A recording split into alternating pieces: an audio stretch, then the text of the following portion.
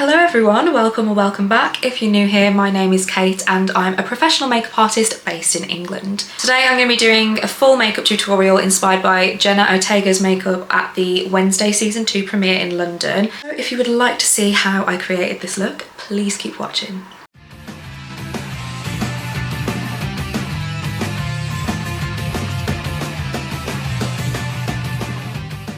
Hi everyone, long time no see or speak. It's been a hot minute, I know. We are back and we're going to do a makeup tutorial inspired by Jenna Ortega's looks on the red carpet for the Wednesday season 2 premiere. But we're going to start with skin, just because I think the way that this look is structured, doing skin first is going to be better. So I'm just going to go in with a tiny bit of the Danessa Yummy Skin Blowing Balm. This is the universal shade, so it kind of looks like this, but it is like colourless. I'm just going to take some on my finger and just tap it into the skin. So I don't know if you guys know much about this product, but it has an ingredient in it called Upsolite. I think that's how you say it. And what that does, it's actually oil absorbing technology. So this actively will absorb oils throughout the day while you're wearing makeup. So it's really, really good if you've got oily skin or combination skin that gets an oily T-zone. I've had this for ages and I have it in my kit and I barely ever use it on myself, but I've started using it recently and it really helps, especially when I wear a lot of SPF in the summer, because that tends to get quite oily and greasy on my skin. This is the first red carpet look that I saw of Jenna's. So you can see it's a slightly paler base and quite heavily contoured, and the contour's quite strategically placed to make it sort of look a little bit gaunt, a little bit undead. And then I also found the actual photo from her makeup artist. You can see in sort of like indoor studio lighting, like I have on myself at the moment, it does look a lot softer, but with it being red carpet and a lot of bright lights, the contours and highlights are going to look a lot more defined. I'm taking my House Labs foundation. This is in the shade 110 Light Neutral, and then I'm going to mix a tiny bit of the Danessa Vision Cream Cover. This is the shade TW, so this is a pure white shade. So I'm just going to mix a little bit in to lighten it very slightly. I recommend using a palette or your hand and then taking a brush. So this is a very dense brush and it's from Japanesque. It's just their foundation brush. Start pushing the product right into the brush, making sure every bristle's coated, because the tip to get in flawless camera ready skin is to not go in with loads and loads of product at the beginning. You want to build it up very slowly and just gently buffing that in. So you can see that this is lighter than my skin tone, but it's not white, so it's not going to be a stark white. If you want to do that, absolutely do that. I do love a pure white base as well. Working the product into the brush before applying it to the skin is giving you almost like this undetectable coverage. Not sure if I mentioned this, but this technique is called priming the brush, and it's something that I learned from an amazing makeup artist called Katie Jane Hughes. So if you don't know who she is, please go and check her out. She has so many useful tips and tricks. So for concealer, all up here is very, very highlighted and bright, but it is dark under the eyes. I think that the makeup artist probably did highlight with a brighter concealer, specifically in these areas to bring the cheekbones forwards. Went back in with an eyeshadow to give more of like a dark circle effect afterwards. That's what it looks like, so I think that's what we're gonna do. So I'm actually just going to go back in with this tiny bit of the Danessa Vision Cream Cover that's left over, the white shade, because Vision Cream Cover is actually a 2-in-1 foundation and concealer, so it's super full coverage. So when I apply concealer, I always apply the product a little bit lower down, and then whatever's left on the brush I will then blend up, because so many of us, probably all of us, have fine lines under the eyes. If you put loads and loads of product here, it's just going to settle straight away, so you're better off applying the product a little bit lower down and then just sort of like feathering it up. And I'm doing the same technique again. I'm working that product into the brush, priming it. Just focus the product a little bit lower down to begin with and then blend upwards. So focusing some of that product right in the centre of my chin, and then whatever's left on the brush, bringing it under here as well. And I just think that the artist has done this beautifully, because this is the true art of contouring. It's so subtly done, but it has such a high impact by bringing certain parts of the face really far forwards and then obviously receded other parts. So now we've added some of that light into the face, I'm going to go in with the Kaleidos Contour Trio. So this is a powder contour, but it has really beautiful grey tones that are actually grey and not too warm. I don't currently have a liquid or cream contour that's cool toned enough for what I want, so I'm just going to go straight in with this. The middle shade, just underneath the cheekbone.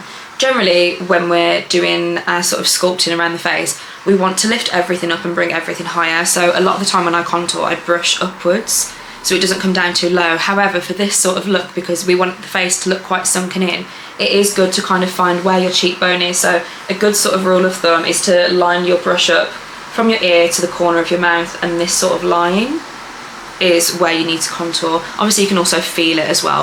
A little trick that I always do as well when I want like a really defined sunken in cheekbone, almost bite the inside of my cheeks like this. So if you bite the inside of your cheeks very slightly, don't hurt yourself. It's going to give me the definition where I need it, and then that's my guide for where I want to put the colour. So you can just see here. I've just put some brown contacts in. I was meant to do it at the beginning of the video, but I forgot. But I thought I would do it before I start on the eyes, just in case my eyes watered. Still using this contour trio from Kaleidos. I'm going to go in with that darker shade now and just start to build up the shadow a tiny bit more. Like the brush is barely touching my face. I'm being very light-handed.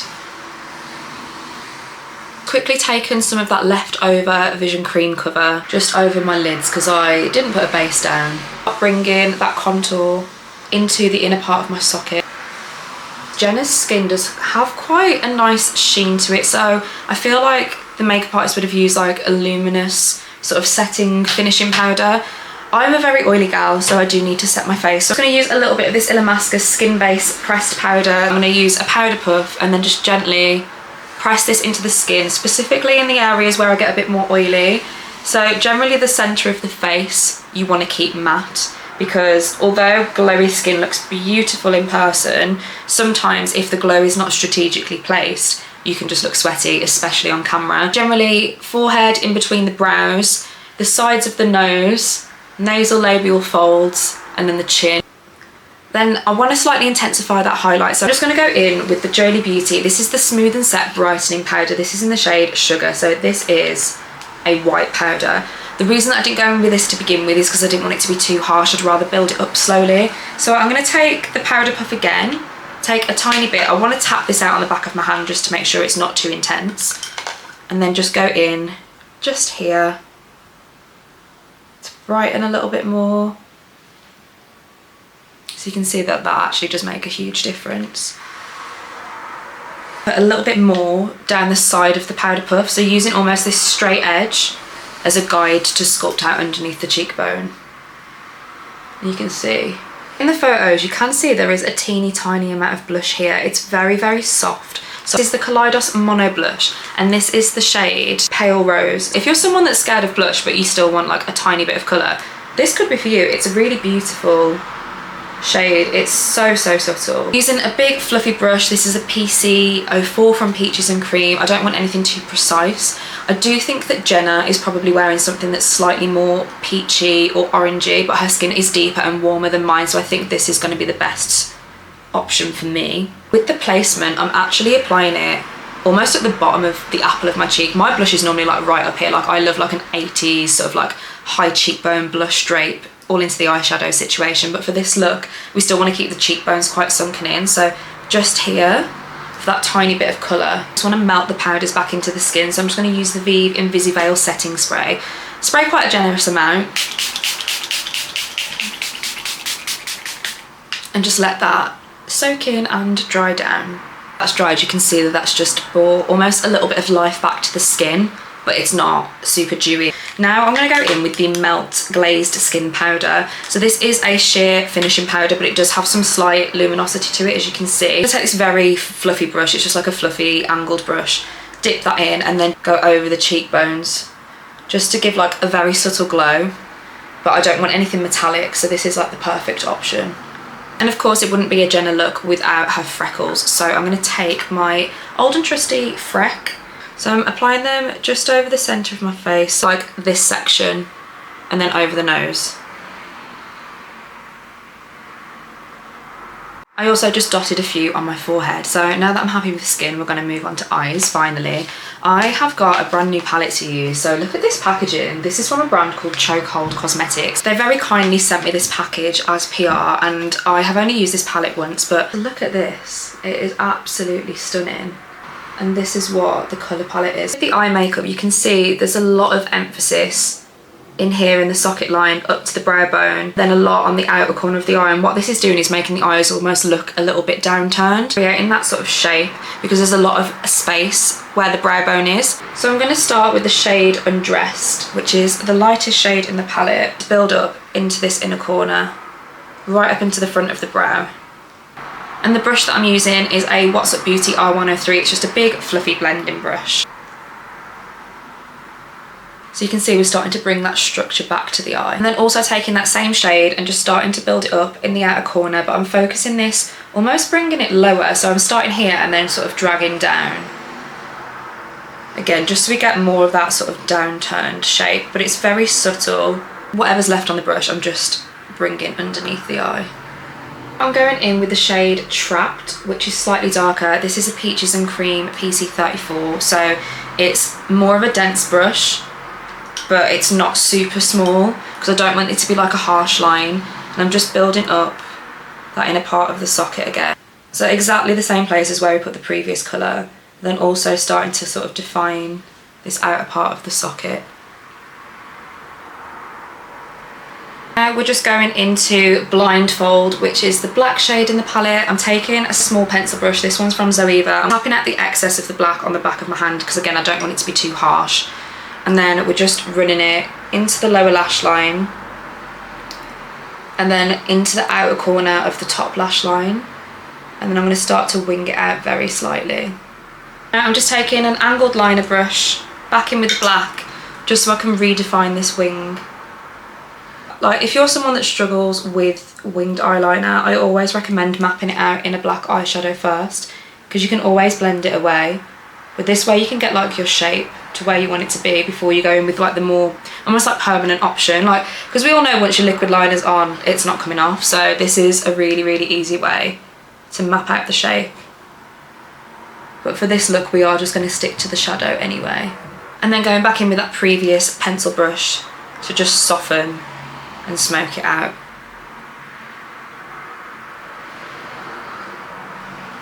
Now I'm just going to take my Melt Slick Waterline pencil. If you guys know, you know, like this is my favourite pencil ever. I've made a whole other video on it about how you can do a smoky eye just with this pencil, so I'll link that up here if you want to go watch it. But I'm just going to put this right into my tight line. And this is like the creamiest pencil ever, so it works really well for lining your waterline and your tight line and everything like that. And then I'm going to take a tiny bit just into the very root of the lashes on the top lash line and then blend it out with a brush and just make sure that's really blended out. And I'm also just going to use my finger just to smudge that in. Quite hard to tell what sort of colour it is because of the different lighting, but there's definitely some sort of glitter going on just in the inner corner and then right into the lower lash line. So I'm going to take the palette because the palette does have a couple of glitter shades. I think I'm going to go for No Safe Word, which is this sort of like grey, almost like gunmetal shimmer. And then I might mix a little bit of Toxic Bond into it. And then we're just going to put it right into the inner corner. And then run it slightly into the front of the lower lash line. Not all the way across, just to about a third of the way in. I've just curled my lashes and now I'm going to go in with the Jolie Beauty Amplified Mascara. This is a tubing mascara and it is absolutely fantastic. I love it so much. And while I'm doing my mascara, because this is the boring bit, I just quickly want to talk about the response that I've seen online to Jenna's red carpet look. So if you're anything like me, you're obsessed. But the discourse and like the outrage that I've seen from people in the comments talking about her appearance, moaning about the bleached brows. There are so many people that are pressed about a bleached brow, which is crazy. But there's a lot of hateful and horrible comments about the way she looks. And obviously, it's the premiere of Wednesday, it's Tim Burton, it's horror, it's gothic, it's all of that. So I don't really know what people were expecting. It just goes to show that people are still so obsessed with very outdated beauty standards, anything that's not conventionally pretty. People hate it, and obviously, you know, art is subjective. not everyone's going to get it, and that's absolutely fine. But there's many things that I see online that I don't understand, or it's not for me, but I don't post a hateful comment, and I just don't get it. And I know it's always been this way, like anything that's not deemed, you know, normal in societal standards is ridiculed, people are mean. But I just think, like, in this day and age, like, how have we not learned, and what kind of sort of example is it setting to the younger generations when they see someone who looks different, whether that's by choice or not, that it's bad? Like, different doesn't equal bad. I'm adding quite a lot of mascara, by the way, because her lashes are quite spiky. But yeah, like, what do you guys think about it all? Like, obviously the look isn't going to be for everyone, and that's absolutely fine, but I just think the hate that I've seen is crazy, and I just think we really need to do better, because, you know, we need to teach people that different isn't bad. The girls, the guys, the theys that get it, and the ones that don't. It's an ongoing conversation that really needs to be had. This is also just a message to anyone that doesn't fit these societal norms or these beauty standards or these beauty ideals. You are beautiful, and that is bottom line, period. And you should be bold, be weird, be unapologetically yourself, because that's the best that you can be. But yeah, it's a little bit of a side note, but I just wanted to talk about it because it's really like wound me up today. So yeah. Anyways, moving on. So I'm going to use some of the Urban Decay Slick Day brow gel and just brush this through the front. So my brows are bleached, but they're not like super light, so obviously if you want to go in and make them more of like a white shade, feel free to do so. So the lip is sort of like a very muted reddish brown. Looks a little more brown here, but then in the actual red carpet photos it does look more red. I would love to know what lipstick it is because it's beautiful, but I'm going to go in with Melt Caffeine Lip Pencil. I'm just going to line as I normally do.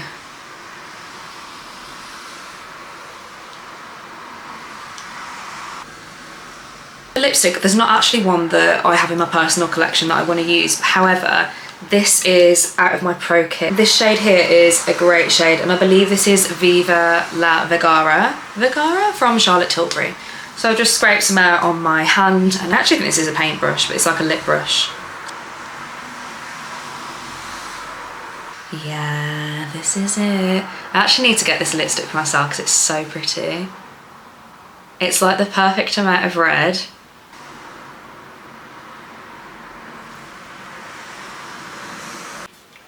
And this is the final look. I'm just going to zoom you in so you can see what everything looks like up close. I love this look. I feel amazing. Like, I feel so good right now. I just feel like it perfectly encapsulates gothic beauty and the perfect embodiment of Wednesday and Tim Burton. And I think that Melanie Makeup, who was Jenna's makeup artist, did a phenomenal job with the concept and everything. Like, I just think everything was done so well, so beautifully, so tastefully, and yeah, I am a big fan. So round of applause to Melanie Makeup because she did an amazing job. I hope you guys love this look as much as I do. Let me know if you try this for yourself. Even if you don't do the full look, you could definitely take certain elements from it to create something hauntingly beautiful. And of course, thank you guys so much for watching. I really appreciate everyone that hangs around because I know I'm here and then I'm not, and tuning in when I do post. Please don't forget to like, comment and subscribe. Hit the bell notification so you know when I've posted, and I'll see you guys in the next one.